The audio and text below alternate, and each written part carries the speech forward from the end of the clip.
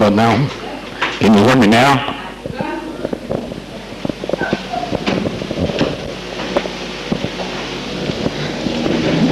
Señor, bendice esta clase, bendice al Pastor Wood, bendice a todos los que estamos acá para oír tu palabra y ponerla en práctica. Te lo pido en el nombre de tu Hijo Jesucristo. Amén. Se pueden sentar. Abrir a 1 Juan.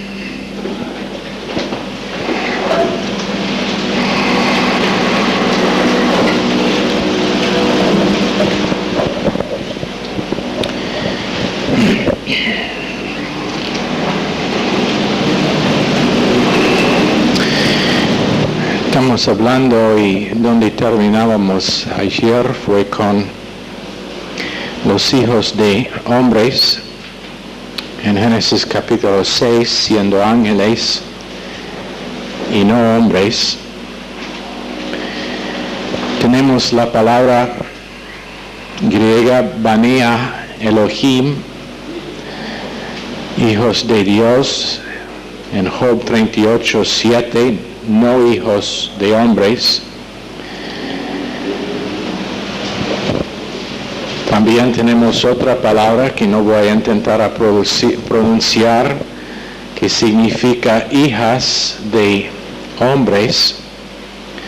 Después tenemos Hana Peliim, que significa gigantes. Hagiborim, hombres fuertes.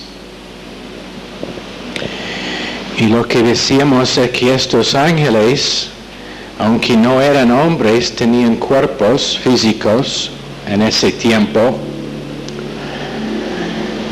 y se casaron con mujeres, con muchas mujeres, porque quisieron destruir la semilla de la mujer por diluir la pureza de su sangre. Y sabemos que la intención, vamos a repasar un poquito lo que decíamos, sabemos que la intención de ellos siempre ha sido la destrucción de Cristo antes de llegar a la cruz. Entonces, cuando es dormido en la lancha, una tempestad que era sobrenatural en su fuerza, algo que los que pasaron toda su vida en el lago no habían visto antes, porque era motivado por fuerzas demoníacas, por destruir, por intención o con intención de destruir Cristo antes de llegar en la cruz. Creo que si nosotros esta noche podríamos entender cuánto las fuerzas de Satanás intentaron detener Jesús de la cruz o destruirle antes de que llegara a la cruz, nosotros podríamos entender poco mejor la importancia de la cruz. Y que cuando Satanás y los demonios entendieron que cuando Él llegó en la cruz, ahí estaba. Ellos no tenían dudas que era una obra consumada para ellos cuando Cristo llegó a la cruz. Cuando Jesús llegó a la cruz, Él completamente destruyó el reino de Satanás y sabían ellos que eso es lo que iba a pasar. Entonces intentaron detenerle de la cruz o destruirle antes de llegar a la cruz. Y entonces no es gran maravilla que creyentes por multitudes esta noche ni se dan cuenta de la importancia de la cruz y de sus efectos en su propia vida. Reconocen la cruz como pago para pecado personal, pero no vean la cruz como el fin de su carne. No vean la cruz como el fin de la tentación de la sistema cósmica. Los demonios lo vieron. Por eso quisieron prohibir que llegara Jesús en la cruz. Pero creyentes por multitudes esta noche vivan sus vidas enteras sin darse cuenta a lo que los demonios conocen. Qué cosa tremenda, que la gente de Dios no identifican lo que saben las fuerzas de Satanás. Pero su deseo total era inhibirle, o aún hasta que fue clavado en la cruz, decirle: baje de la cruz, desciéndele la cruz, antes de que cumpla lo que será el fin nuestro. En el huerto de Getsemaní dice que el por qué sangre salió de los poros de Jesús es porque la presión demoníaca era tan fuerte encima que estaba al punto de morir. Cuando empieza a salir sangre del cuerpo de los poros de uno es al punto casi de morir. Y por fuerza demoníaca intentando matarle antes de que pudiera llegar a la cruz. Y era únicamente el hecho de que era puro, sin pecado, que le dio fuerza para sostener eso y todavía cumplir con su propósito. Entonces tenemos que los ángeles fueron juzgados y puestos en varios lugares.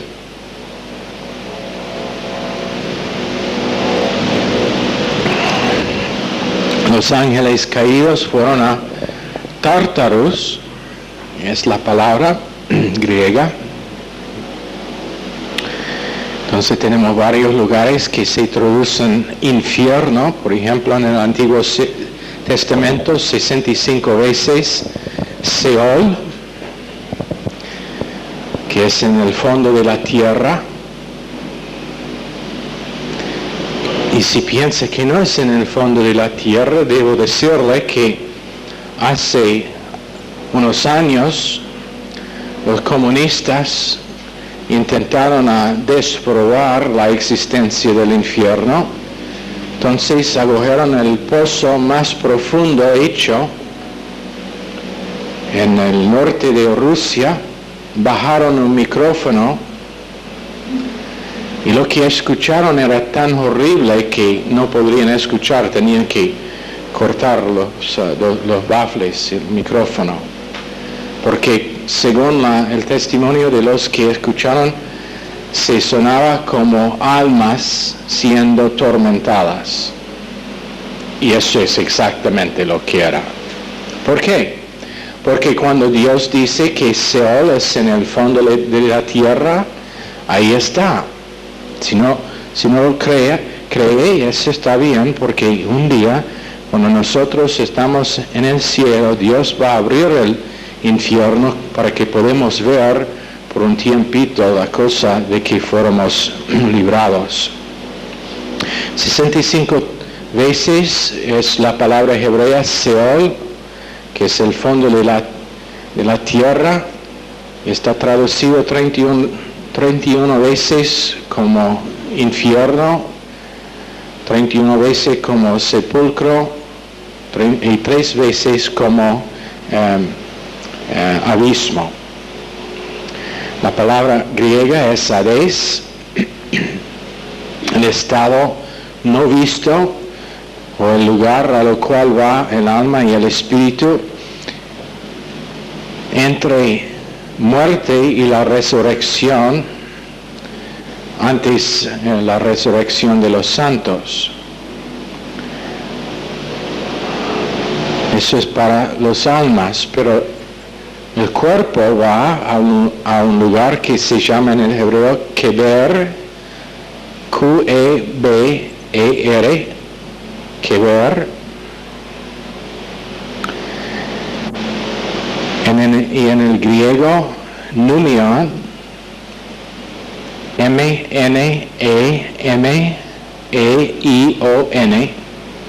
que se traduce sepulcro. Numian,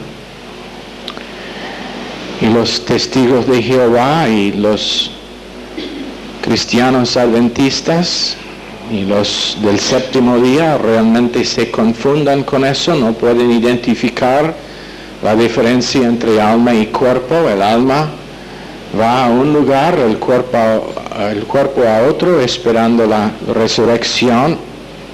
Finalmente, el infierno de castigo final en el hebreo es Tofet, T-O-F-E-T. En el griego, Gehenna, G de general, E-H-E-N-N-A, Gehenna, o el lago de fuego para la persona no salva en Apocalipsis capítulo 20, verso 15.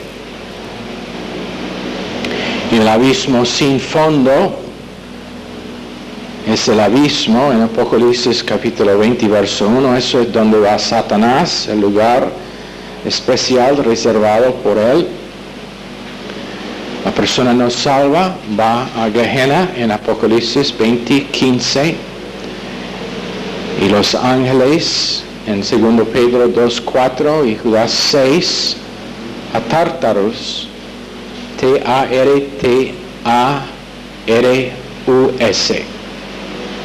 Tártaros.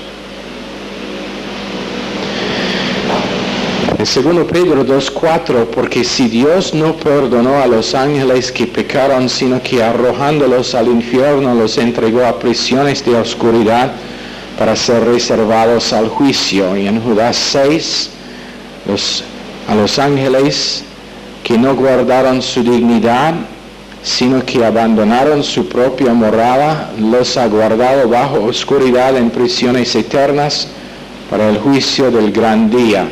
Porque ellos que tomaron forma física para fornicar con mujeres, ahí es donde están, en cadenas, esperando su juicio final.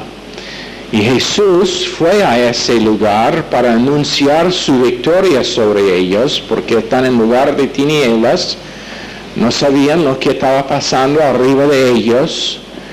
Entonces Jesús fue allá con el propósito de decir, su destino es seguro y estará el infierno eterno, porque yo cumplí la obra de mi Padre en la cruz de Calvario y estoy acá únicamente para anunciar que la victoria mía es completa.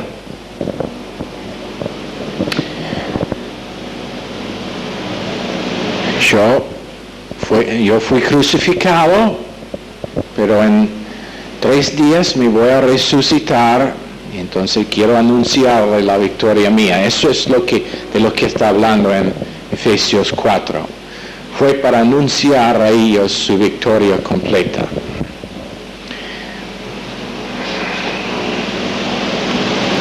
Su alma fue hacia abajo, al lugar que se llamaba antes la resurrección, Hades, su cuerpo en el sepulcro, y su espíritu fue con su Padre. La última cosa que dijo es, en tus manos, Padre, entrego mi espíritu.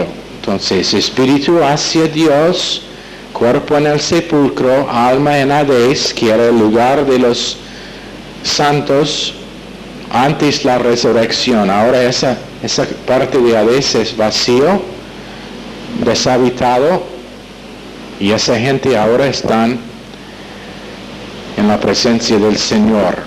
En Apocalipsis capítulo 9, 250 millones de personas, verso 11, les describe y dice que tienen por rey sobre ellos al ángel del abismo, cuyo nombre en hebreo es Abadón, en griego Apolión.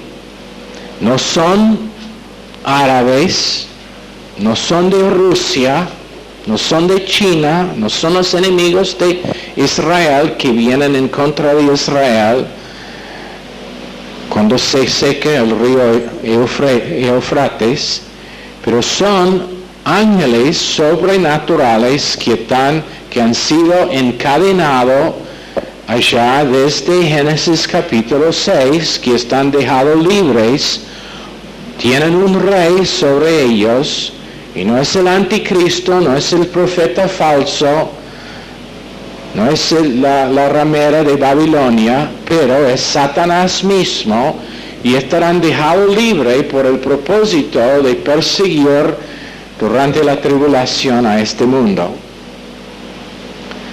Entonces van a oír otras cosas que suenan bien, que estos son los ejércitos de China o son los ejércitos de los enemigos de Israel, pero son 250,000 demonios, ángeles caídos que han sido reservados en cadenas, pero ahora dejado libre. Y para ustedes que vieron el Rey de los Anillos, los monstruos que tenían allá, probablemente no son nada en comparación. Probablemente estos serán ángeles de luz, pero muy, ¿cómo decir? Muy vicious.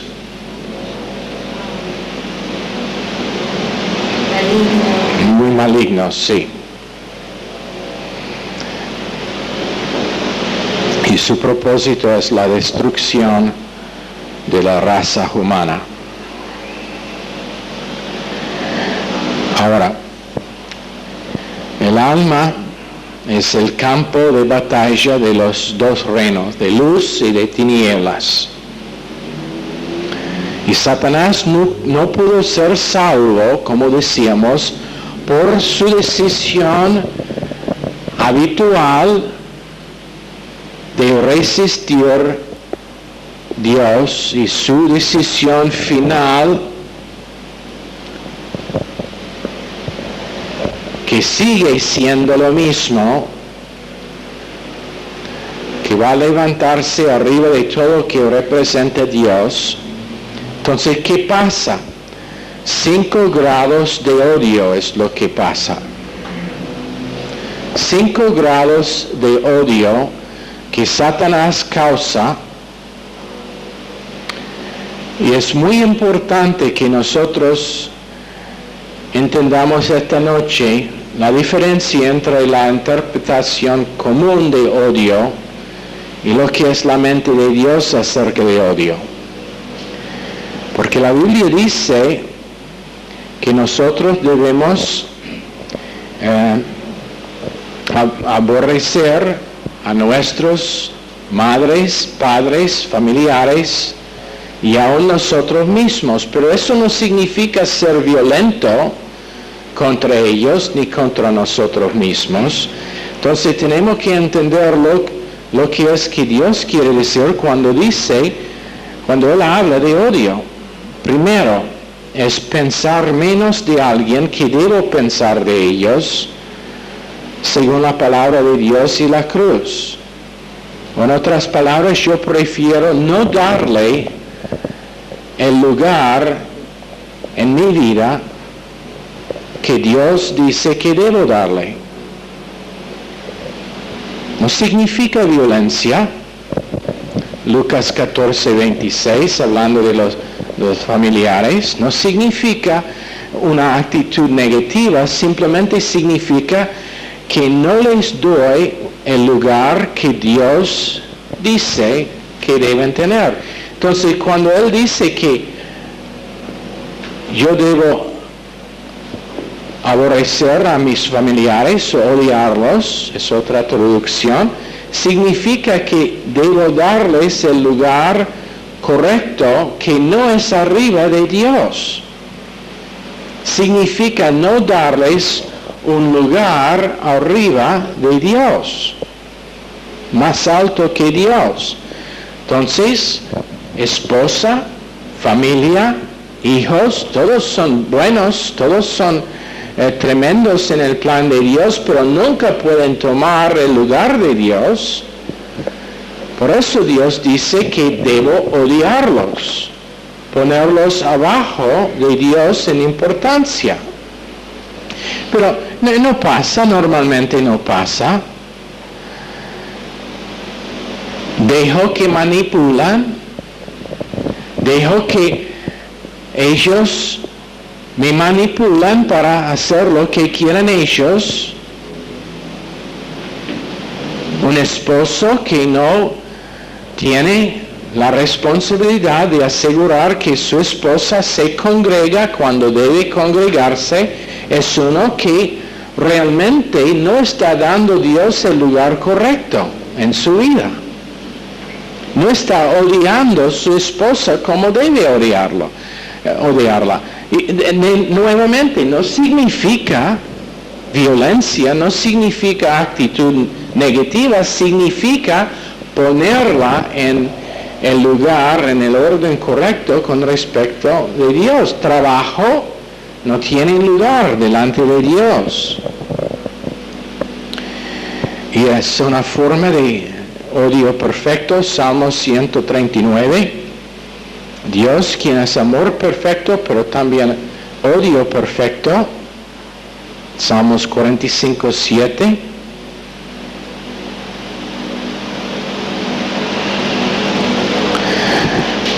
En otras palabras, yo pienso menos de mí mismo para poner Dios primero, o pensar menos de otras personas para poner Dios primero. Ahora, mucha gente no le gusta oír eso.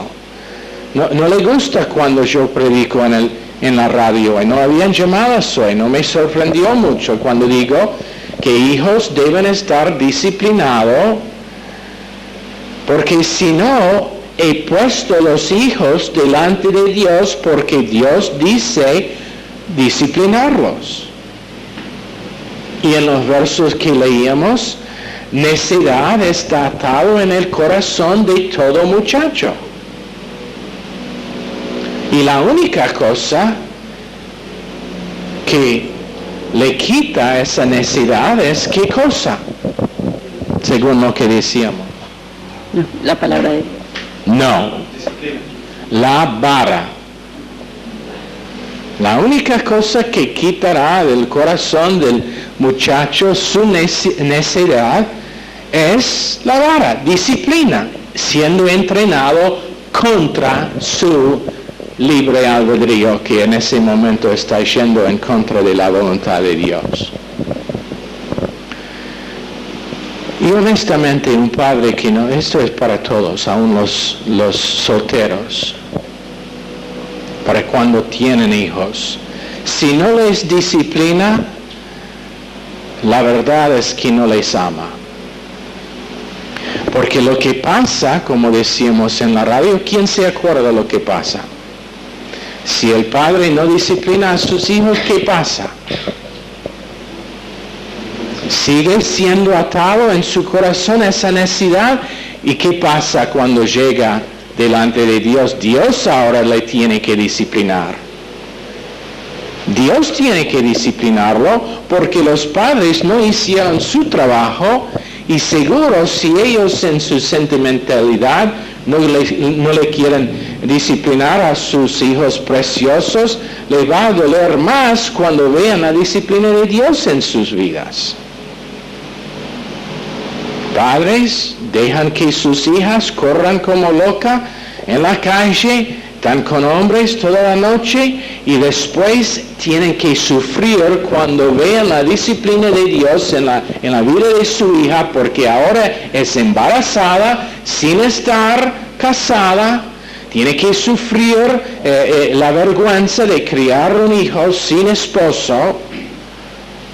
O un muchacho que corre como loco y ahora está encarcelado porque se encontró con gente que realmente no le hacen buenos amigos, pero le manipulan y le instruyen en cómo vivir una vida que es lejos de lo que es bíblico, y ahora el padre tiene que sufrir la vergüenza y el dolor de ver que su hijo ahora está en el cárcel por estar involucrado en algo que si el padre le había corregido siendo muchacho, y eso significa interesante cuando dice usar la barra, está hablando de jóvenes de 15, 16, 18 años aún.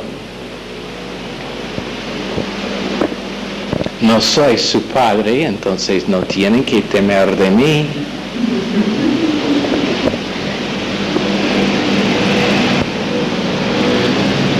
Pero cuando padres no lo hacen, están poniendo a los hijos delante de Dios por no obedecer la palabra de Dios con respecto a ellos. Siguen siendo manipulados, no pueden creer que sus hijos realmente son expertos en manipular. Si es una cosa que sé es que jóvenes son muy expertos en manipular. Saben exactamente los botones que tienen que impulsar para manipular sus padres. No sabe qué hizo la maestra. Y los padres, pobrecitos padres, los creen. Ahora, la segunda forma de odio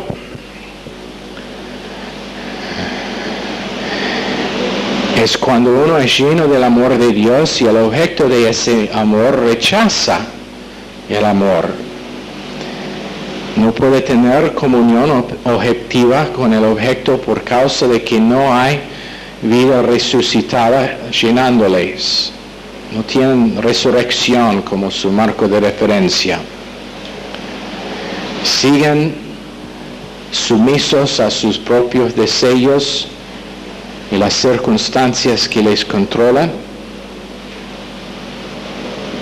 En algunos casos, hombres están guiados todas sus vidas en esa manera por mujeres manipuladoras.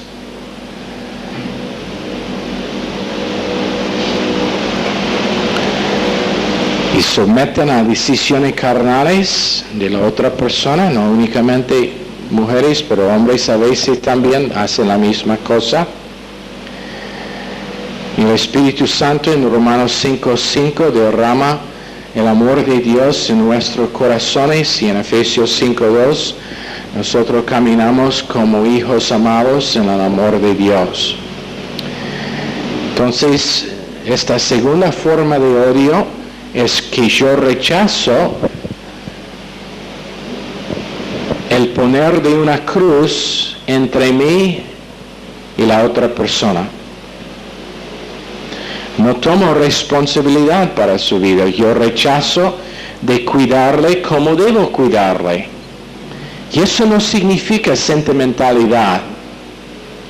Uno que realmente quiere ser amigo a otra persona es uno que nunca va a oír otro que la confesión de verdad, de la verdad, de las escrituras de esa persona, sin enfrentarlo. Por ejemplo, digamos que Martín me acerca y empieza a contarme negativismo acerca de Pastor Collins. Si yo soy su amigo, no voy a escuchar. Puede ser, ¿basta? Pastor Collins, ¿podría venir, por favor? Ahora, dígame lo que quiso decir, pero delante de la persona. Eso es siendo amigo verdadero. Y la forma de odio es no hacerlo. Realmente está odiando a la persona, no está amándolo, no está cumpliendo lo que es amistad, no está viviendo como amigo cuando lo deja hablar así. ¿Por qué? Porque necesita en ese momento la restricción, el límite de alguien que le dice, no, en este momento no está confesando la verdad, está confesando una mentira. Está confesando algo que no debe ser. pero por no realmente creer la obra consumada, pasa muy infrecuentemente. Y puede ser que la persona es una muy buena persona, pero no hay una cruz. Cuando hay una cruz, todo lo natural está crucificado. El deseo natural, la opinión natural, la confesión natural.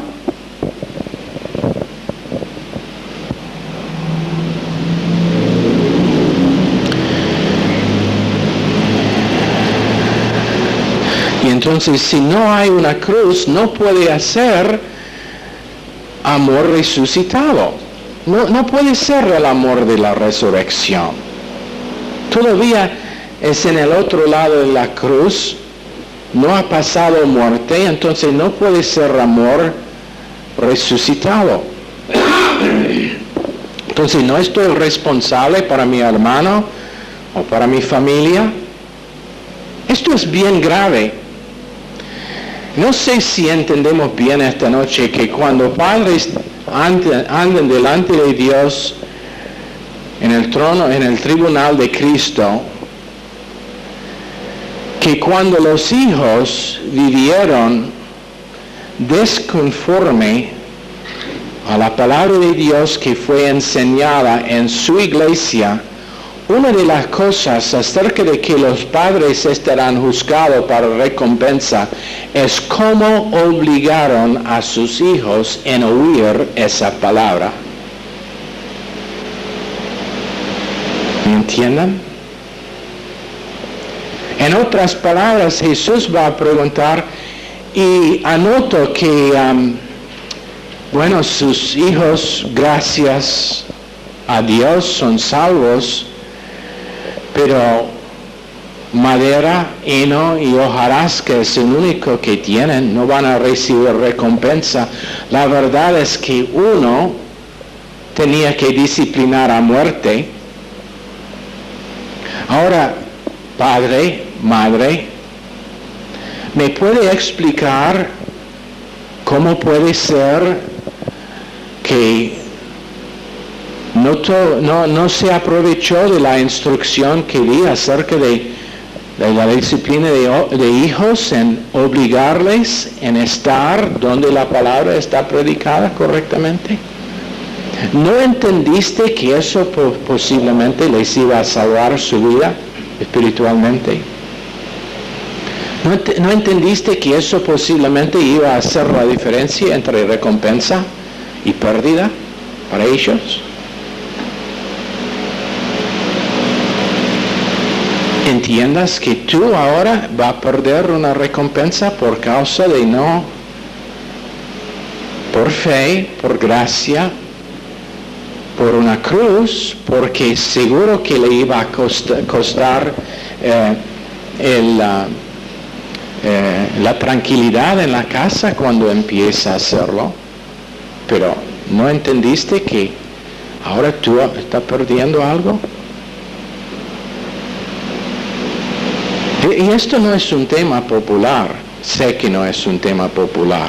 La iglesia en Chile, antes de que llegó Pastor Smith, dijo que, el pastor que tuvo allá dijo que perdieron más familias sobre el tema de disciplina de hijos que cualquier otra cosa. Pero padres son responsables para sus hijos, porque esos hijos no son suyos, pertenecen a Dios. Y Dios simplemente nos confía a los hijos por el tiempo que los tenemos para que podemos criarles según la palabra de Dios. Eso es el porque este ministerio dice que no toda persona está hecho para ser padre. Si no está dispuesto a pasar 18 a 20 años invirtiendo en su familia y realmente pagando un precio de sacrificio, para ellos no debe ser padres. No es nada santo con reproducir hijos carnales, pero si les puede entrenar correctamente. Y te digo, habiendo dicho eso, te digo, rebotar aprender. Nosotros hicimos un montón de errores en criar nuestros hijos y probablemente si lo tenía que hacer otra vez, estaría mejor capacitado para decidir que no quiero ser padre. Pero los amo igual, ¿no? Eso no es para decir que no les amo tremendamente. Ahora, la tercera forma de odio, cuando se continúa, termina en rechazar de alguien que debo recibir. Y no identifico su importancia suprema. Por ejemplo, uno dice, bueno, a mí no me gusta Mayor Gracia, aunque están en 170 países, no me gusta su forma de predicar, siempre están hablando de gracia, pero siempre hablando de una vida que me va a costar una cruz. Siempre me obligan en alguna, y no obligamos a nadie, simplemente contamos lo que es la verdad. Pero empiezan a rechazar algo que deben recibir. Y entonces en ese caso el odio llega a ser muy serio. En algunos casos, con este tipo de odio, una mujer rebela contra su esposo y vuelve peor y peor. Ahora ella tiene una amiga con quien es más íntima que con su esposo. Te digo una cosa, y deben escuchar bien. Lamentablemente todos los que están casados no están acá esta noche. Pero escúchame bien, nunca tenga un amigo o amiga con quien es más íntimo que su esposa. A quien le cuenta cosas acerca de una mujer que cuenta cosas de intimidad de su matrimonio a otra mujer es loca, es absolutamente sin cerebro. Es como una de esas gallinas sin cabeza. Ella está traicionando a una relación divina. Ella es unida con su esposo y ahora está dejando que otra persona viene en medio de los dos. Si hay problemas en el matrimonio, es un lugar donde deben estar comunicados. Y eso es mejor los dos juntos, pero en la oficina del pastor de su iglesia, donde quedará cubierto y escondido. Otro que eso no tiene derecho de contar a nadie lo que pasa. Porque si otro entra y empieza a tener intimidad con esa persona, es una forma de odio. Y otra vez, no tiene que ser un tipo de venganza o vindicación,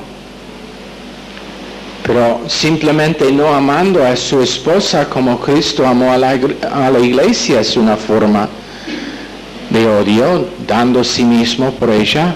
Esa es una forma de odio.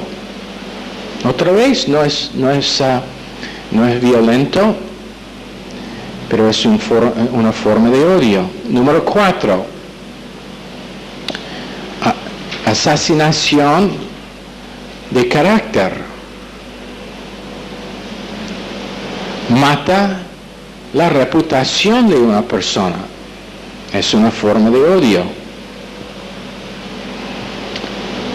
No teniendo el respeto que debe tener para otra persona.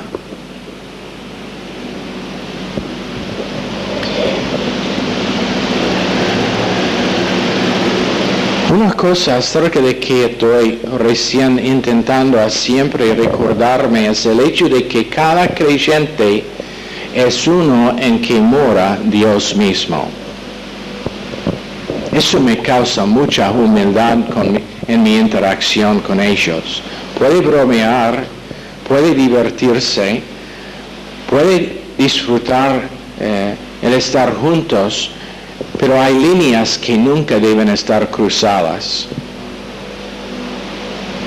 Ataques contra la persona del individuo con palabras, el no identificar cómo palabras pueden lastimar a una persona, no se identifica el Cristo dentro cuando pasa y es una forma de odio.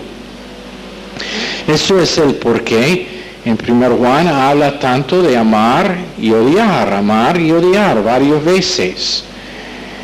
Y no significa que está por matar a la persona, pero está matando su reputación. Por ejemplo, si yo voy a Lee o a Claudia y digo, bueno, es algo acerca de Gustavo que es medio, no es nada severo, pero ¿para qué puede orar? La próxima vez que ella vea a Gustavo, su mente ahora está afectada. Es inevitable. Y yo he asesinado su reputación con ella. Eso es el porqué recién decíamos la importancia de ser un amigo verdadero en decir, no te puedo escuchar más, no voy a escuchar eso, no.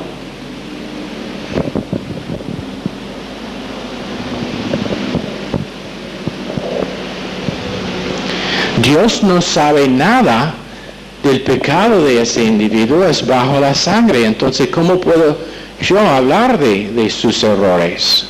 Finalmente, número 5 y el último paso en este proceso de odio es cuando se desarrolla en violencia, ira, el abusar, enojo, conspiración, cuando ahora es odio activo, donde realmente si tengo la oportunidad voy a matar a la persona.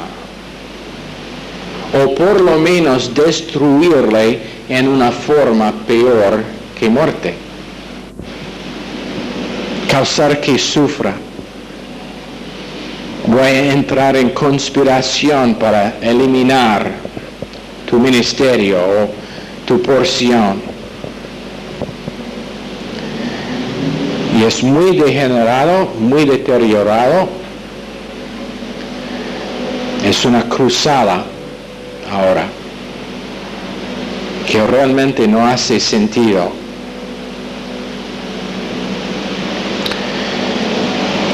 Y eso es cuando uno es completamente viviendo en el reino de las tinieblas. Ellos que profesan, pero sin poseer, caminan en tinieblas. Gente engañado andan en tinieblas. Esto es 1 Juan 2, 9 y 11, en forma de repaso. Finalmente engañado para ayudar el reino de tinieblas en contra del reino de luz. Primero, andando en tinieblas, después viviendo allá, y finalmente ayudando contra Dios, pero en muchos casos se llama ayudando a Dios. Simplemente queremos proteger el ministerio. Eso es donde vamos a terminar por esta noche.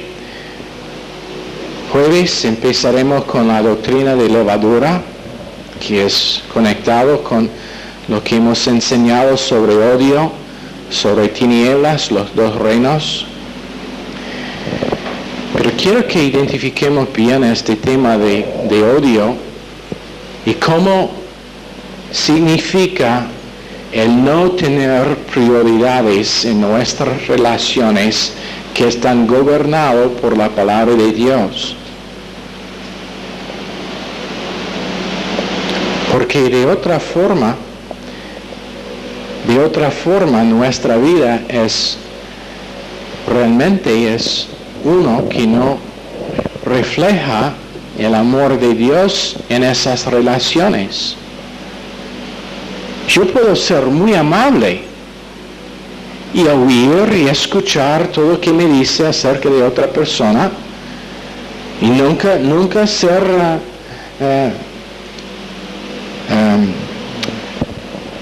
ser ofensivo en mi respuesta. Pero ¿qué pasa? Ambos de nosotros ahora estamos abiertos a disciplina por Dios. Yo por oír y la otra persona por hablar. Y entonces un amigo real está protegiendo a sí mismo y a la otra persona por decir lo que ahora está intentando decirme es negativo y no es la mente de Dios, entonces para lo bien suyo y para lo bien mío no lo voy a escuchar. Me acuerdo una vez, cuando no era tan perfecto como soy ahora, broma, es una broma allá en Capitán Bermúdez, Mirta, pero cuando recién nosotros llegábamos en el ministerio, había un drama en que me involucré para ayudar. Y había una mujer que estaba encargada con organizar todo. Bueno, por estudiar drama en la universidad, yo sabía algo. Entonces yo casualmente dijo a alguien que estaba allá, bueno, realmente lo que está haciendo es mal, debe hacerlo de esa forma. Me volvió y me dijo, ¿qué está haciendo? ¿Intentando sembrar discordia?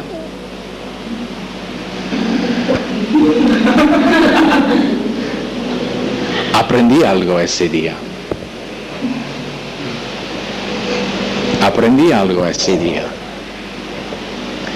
Era una buena lección. Y no digo que no tenía que aprenderlo y tener repaso, pero es importante para proteger nuestras amistades y relaciones con Dios especialmente. Señor, bendice esta clase a cada uno.